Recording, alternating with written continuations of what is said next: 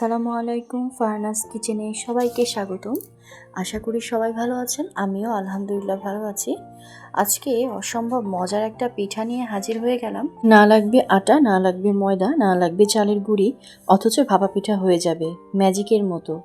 হ্যাঁ, আজকে সুজি দিয়েই অসম্ভব মজার একটা ভাপা পিঠার রেসিপি নিয়ে হাজির হয়ে গেলাম। এই ভাপা পিঠার রেসিপিটা এতটাই মজা যে এই পিঠা যে একবার খাবে সে আপনার ফ্যান হয়ে যাবে। তো দেখতেই পাচ্ছেন অলরেডি কিন্তু আমি সুজি নিয়ে নিছি। আমি এখানে প্রায় 1 কাপের একটু বেশি প্রায় 1.5 কাপের কাছাকাছি সুজি নিয়ে নিছি। আর সুজিগুলোকে আমি একটু ভেজে নিচ্ছি। তো প্রথমে একটু খোলায় তেলে ভেজে নিছি, তারপর এর মধ্যে দিয়ে দিলাম 1 টেবিল চামচ, 1.5 টেবিল চামচ পরিমাণ, 1 টেবিল চামচ থেকে একটু বেশি পরিমাণ ঘি দিয়ে দিলাম। চাইলে এখানে সয়াবিন তেলও দিতে পারেন ঘির পরিবর্তে, তবে ঘিটা দিলে ফ্লেভারটা ভালো আসে পিঠার মধ্যে, তো এই জন্য ঘিটা দেওয়ার চেষ্টা করবেন।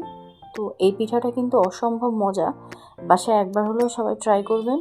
একদম ঝটপট, অল্প সময় কিন্তু ইনস্ট্যান্ট সুন্দর মজার একটা ভাপা পিঠার রেসিপি। আশা করি আজকের রেসিপিটি সবার কাছে ভালো লাগবে। ভিডিওটা স্কিপ না করে সম্পূর্ণ ভিডিওটি জুড়ে থাকবেন আশা করি। সামান্য পরিমাণ আমি একটু লবণ দিয়ে দিলাম। তো এখানে কম 1/2 চামচ পরিমাণ লবণ দিয়ে দিছি। সুজির পরিমাণ অনুযায়ী আমি এখানে লবণ দিয়ে দিলাম। একটু লবণের পরিমাণটা বেশি দিতে হবে, একদম কম দিলে হবে না, যেহেতু ভাপা পিঠা হবে এটা। তো দেখতেই পাচ্ছেন ঘিটা দিয়েও কিন্তু লবণটা দিয়ে আমি খুব সুন্দরভাবে ভেজে নিছি। তো এরপর যেটা করব, এটা যখন খুব সুন্দর মতো ভালো মতো ভাজা হয়ে যাবে, অবশ্যই মিডিয়াম টু লো আছে চুলার আঁচটা একটু কমিয়ে দিয়ে ভাজতে হবে, নাহলে কিন্তু ভাজাটা সুন্দর হবে না। আর সুজিটা কিন্তু ভিতরে কাঁচা থেকে যাবে আর পুড়ে যাবে যদি জাল জোরে থাকে। যখন খুব সুন্দর মতো ভাজা হয়ে যাবে, এর মধ্যে আমি দিয়ে দিছি 1.5 কাপ পরিমাণ দুধ। এখানে 1 কাপ পরিমাণ প্রথমে আমি দিছিলাম, পরে আমি আরও হাফ কাপ পরিমাণ দিছি। তো আমার এখানে প্রায় 1.5 কাপের মতো দুধ লাগছে, এটা আসলে স্কিপ হয়ে গেছে। তো এখানে 1.5 কাপ পরিমাণ দুধ দিয়ে নেবেন। চাইলে আপনারা দুধের পরিবর্তে পানিও দিতে পারেন, তবে দুধটা দিলে টেস্টটা ভালো আসে। তো এই জন্য আমি সবসময় দুধ দিয়ে সেদ্ধ করি। দুধটা আগে থেকে জাল করা ছিল, ঘন দুধ ছিল। তো দেখতেই পাচ্ছেন আমার কিন্তু সুজিটা খুবই সুন্দর মতো সেদ্ধ হয়ে গেছে। তো এটা এখন একটা পাত্রে আমি তুলে নিব।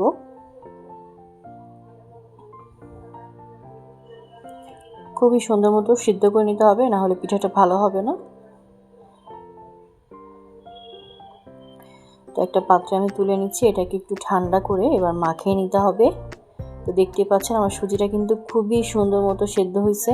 আর এটাকে এখন একটু যখন ঠান্ডা হয়েছে, মানে বেশি গরম তো ধরা যায় না, সামান্য যখন একটু ঠান্ডা হয়েছে তখন আমি এটাকে একটু গরম থাকা অবস্থায় খুব ভালোভাবে মাখায় নিতে হবে। খুবই সুন্দর একটা ডো তৈরি করে নিতে হবে এটা।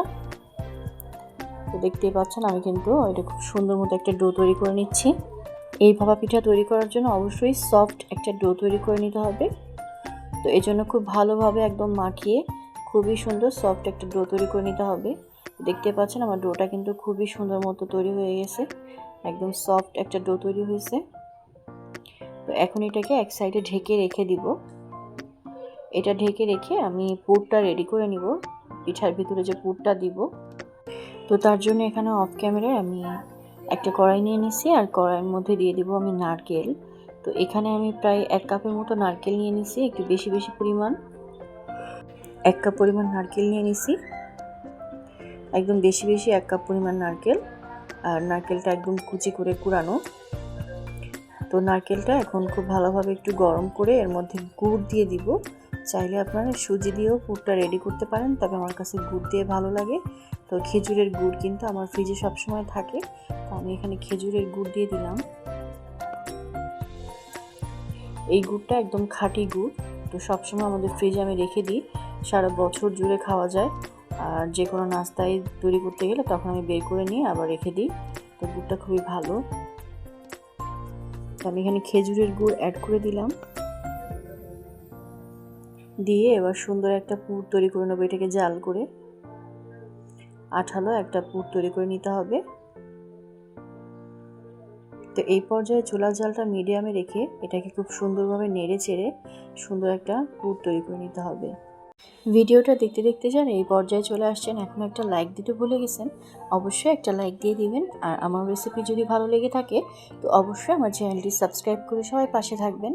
পাশে থাকা বেল বাটনটা অন করে দিবেন, যেন নতুন কোনো ভিডিও ছাড়ার সঙ্গে সঙ্গে সবার আগে পৌঁছে যায় আপনার কাছে। দেখতেই পাচ্ছেন খুব সুন্দর মতো কিন্তু একটা আঠালো পুর তৈরি হয়ে যাচ্ছে, প্রায় কমপ্লিট।